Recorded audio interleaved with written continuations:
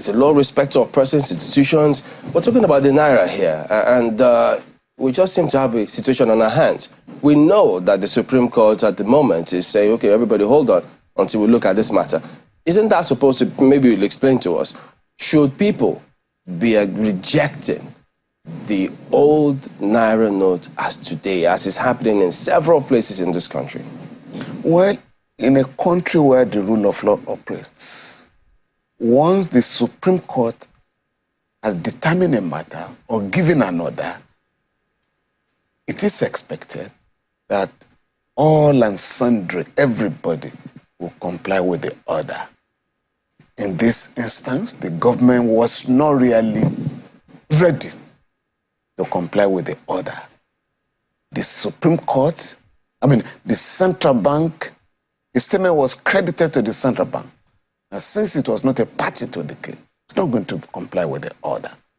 I thought that could only happen in a banana republic. I was even compared to issue a statement that all agencies of the government, including the central bank, were banned by the orders of the Supreme Court. But here we are. Here we are. Because you will have expected the central bank to have issued the statement following the order of the Supreme Court. All actions are stayed until the 15th of February. What can there be consequences for this in terms of how do the courts respond to this kind of scenario? I think the plaintiffs will have to take it up in the court because when a court in Abuja granted an order that Mr. Godwin Emefiele be not arrested, he wasn't a party to the case. When he ran to use some proxies to file an action against the central bank board in Delta State, preventing the bank from moving against him for participating in politics, he wasn't a party. So people cannot choose and pick which orders of court to obey. They issued a statement saying that at no time did the CBN governor disclose that the current challenge in the distribution of newly redesigned Naira banknotes is owing to a shortage of printing materials at the Nigerian Security Printing and Minting Company. And then I think they also clarified where they said something about banks. Yes, the CBN therefore wishes to appeal to the public to disregard the said report and exercise more restraint. And they also talked about a social media report alleging that the CBN planned to shut down some banks, in a particular geopolitical region of the country. So there's been some communication from the CBN. I don't know whether this for you... To comply with the order of the Supreme Court? No. No, this is the statement that they issued. And that's on the 10th. Yeah, on the 10th of... Yes. 4 days ago. Yeah, after the order of the Supreme Court had been granted. Yes. 2 days earlier. Nothing directing the bank, no statement directing the bank to comply with the judgment. Yeah. Should they do that? And in any case, whether the central bank denies or not, the mint and print company is not in a position to produce and flood the markets with money. If they say, oh, we deny this statement, what has happened now? Where is the money? It was not joined. But some people will say, and at this, I think this perhaps falls back to lawyers, because the legal opinion said that the Supreme Court does not have jurisdiction over, it's not a matter of joining, it's over jurisdiction on monetary policy or even the CBN itself. I don't know, you shed a little light. Unless you are calling for anarchy, no lawyer can sit down in his office or in the comfort of his room and say the Supreme Court has no jurisdiction. Once the court has assumed jurisdiction, rightly or wrongly, and has proceeded to grant an order, no lawyer can say that the order should not be complied with because the central bank was not joined or because the Supreme Court has no authority on monetary policy. Who says that, by the way? Isn't that what... Is the Supreme Court discussing monetary policy? No. some state governments have approached the Supreme Court to the effect that by virtue of Section 19 of the Central Bank Act, the board of the bank shall submit a proposal to the president for issuance of new notes. So the bank cannot do it alone. So if the president approved the issuance of new notes, and the president himself has come out to say, the governor came to me, governor of the Central Bank, with a proposal to change the color of the Naira, what you call redesign, and I approved it because we want to stop demonetization of politics. That's what the president said. Forget what the Central Bank is now saying. The president said, we do not want money bags to make a mockery of the democratic process. Good enough. Furthermore, it was the president that extended the deadline of January 31st. He told the governor, give me 7 more days. Furthermore, the president summoned a meeting the APC governors met with the president where he said, I need 7 days. Now it's 10 days. He also summoned a meeting of the chair of the Nigerian Governors Forum, the chair of APC Governors Forum. Progressive Governors Forum, APC and the rest of them. And furthermore, the president summoned a meeting of the Council of State for advice on what to do on this matter. These are not the actions of the Central Bank, but those are actions of the president.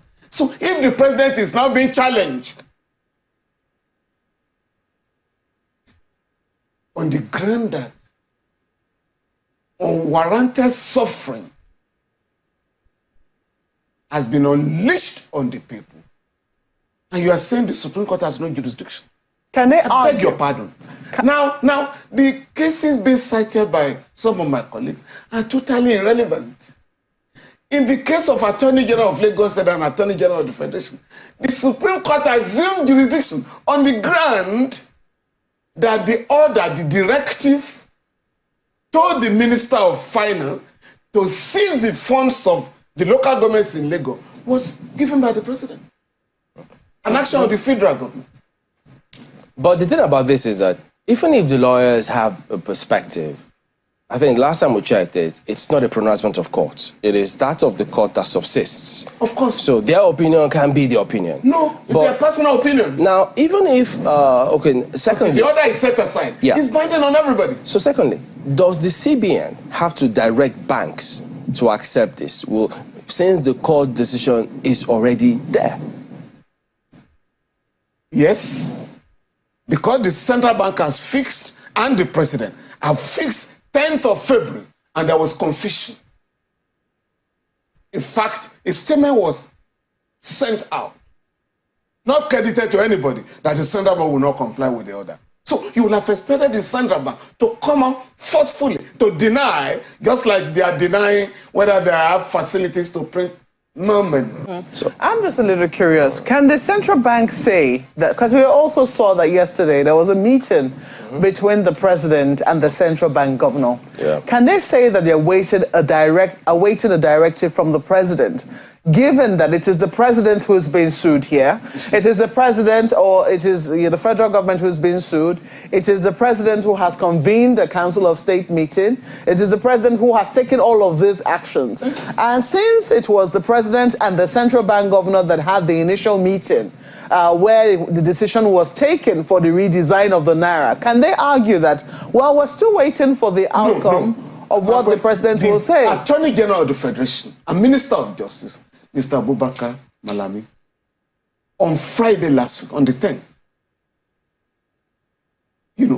while everybody was confused, came out to say the government is going to comply with the order of the Supreme Court. And the government in this case includes the central bank.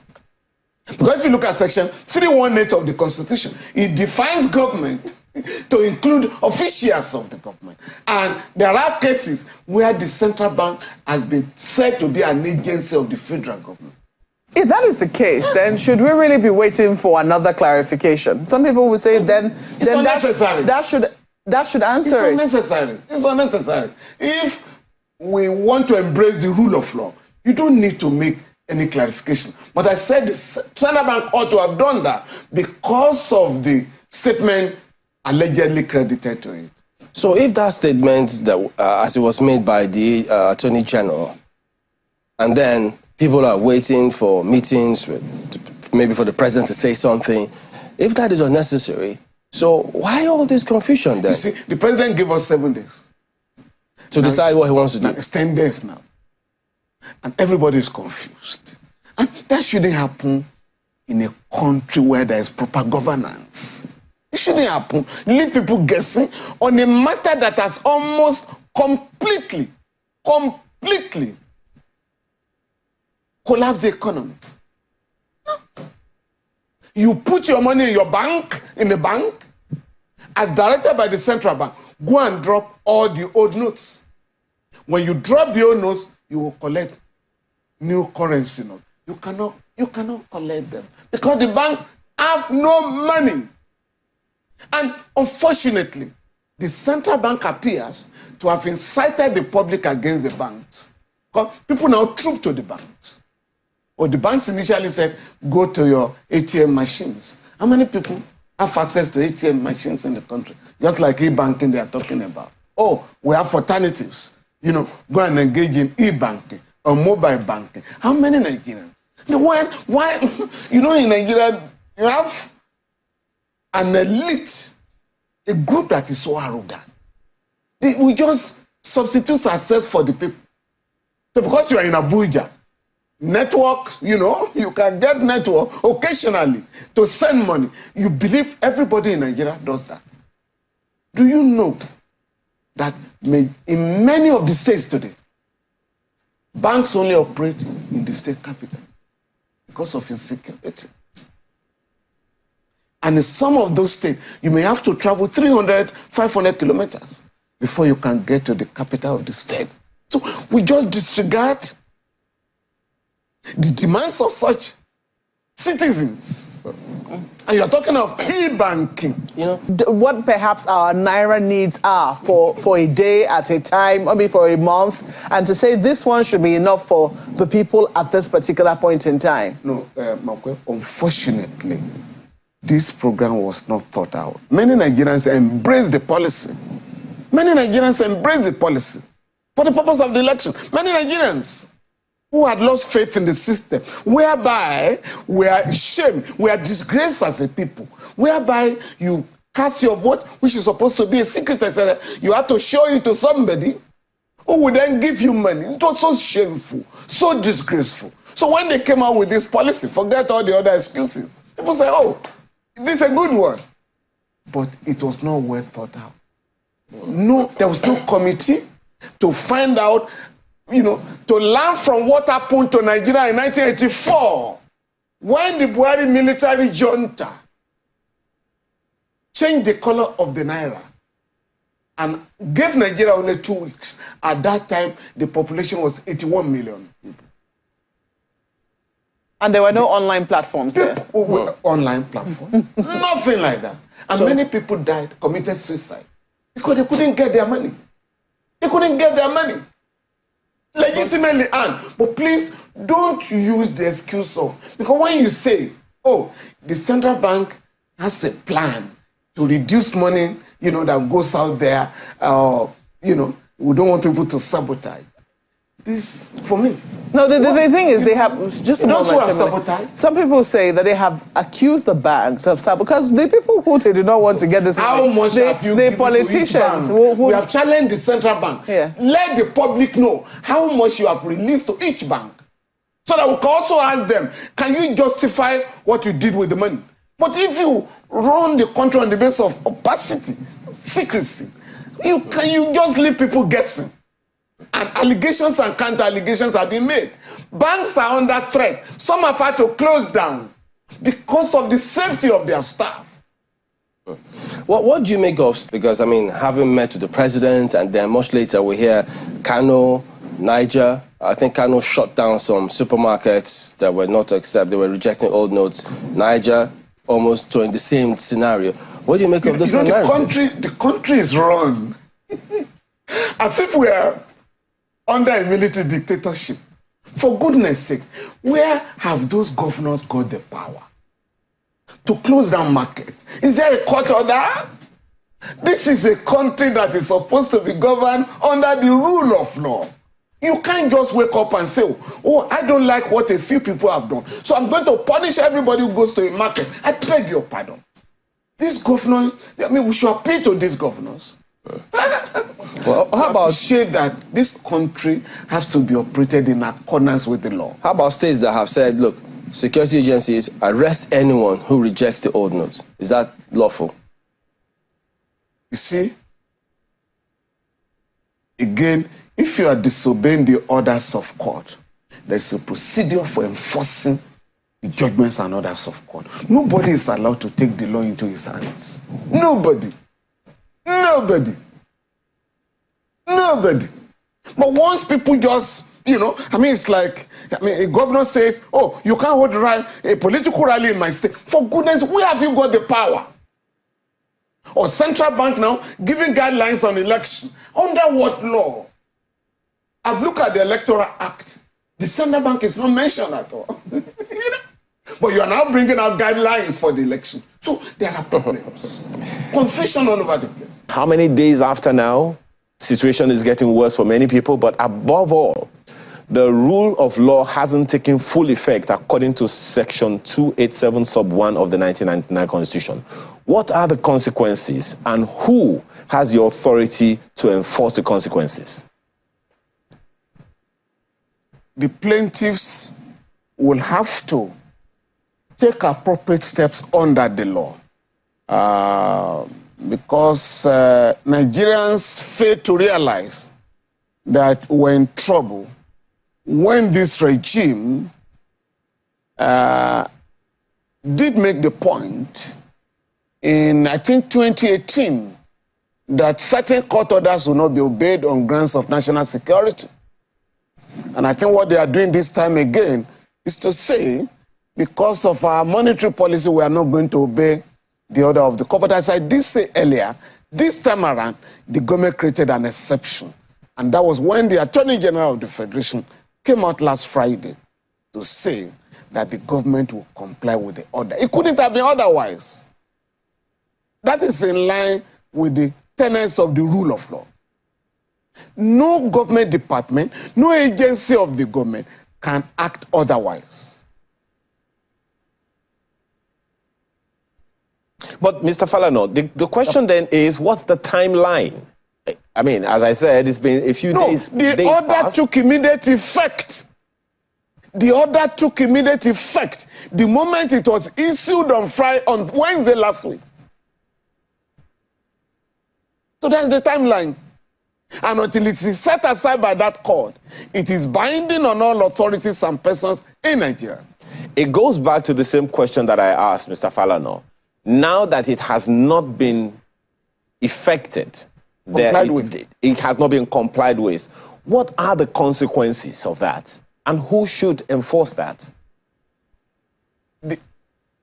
The law will be invoked to deal with those who are deliberately flouting the orders of the court and sabotaging the rule of law in Nigeria. And for me, an example has to be made this time around, so that nobody will feel that it's above the law in our country. And like the late Lord Denny once said in England, no matter how high you are, the law is higher than you.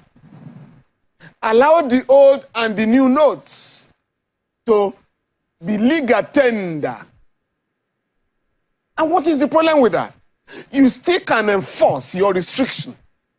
In other words, nobody can collect more than 100,000 naira, which has now been changed to 20,000 naira. You will still make your point.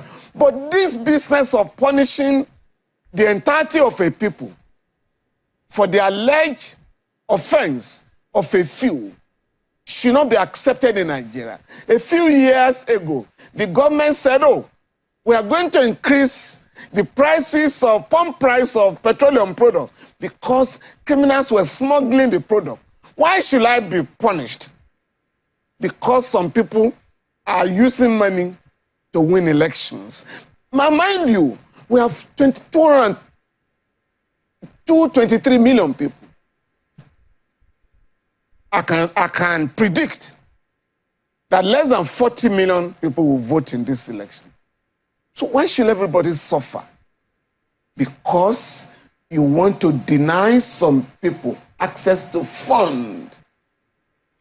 Again, for me, it confirms the collapse of the security architecture of the state. If you cannot mobilize the security forces to arrest and prosecute those who entice people with money on the day of election. Mind you, every polling unit, every police station will have a policeman at least, civil defense people, some of them even soldiers, EFCC and others.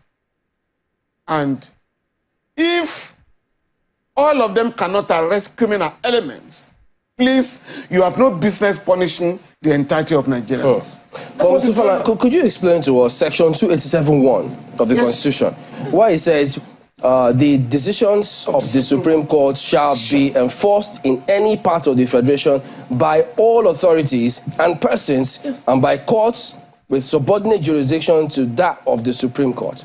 Doesn't it mean that citizens can arrest anyone who is resisting to collect? No, it's not about arresting. What that law is saying is that all authorities and persons in Nigeria shall enforce, including the central bank, including the president, including the attorney general, and all of them, that we have been enjoined by the Constitution to enforce all the authorities, the orders and judgments of the Supreme Court. Yeah, you know you are. So if they fail to do that, the law will have to be invoked. No, the law will have, it's contempt of court.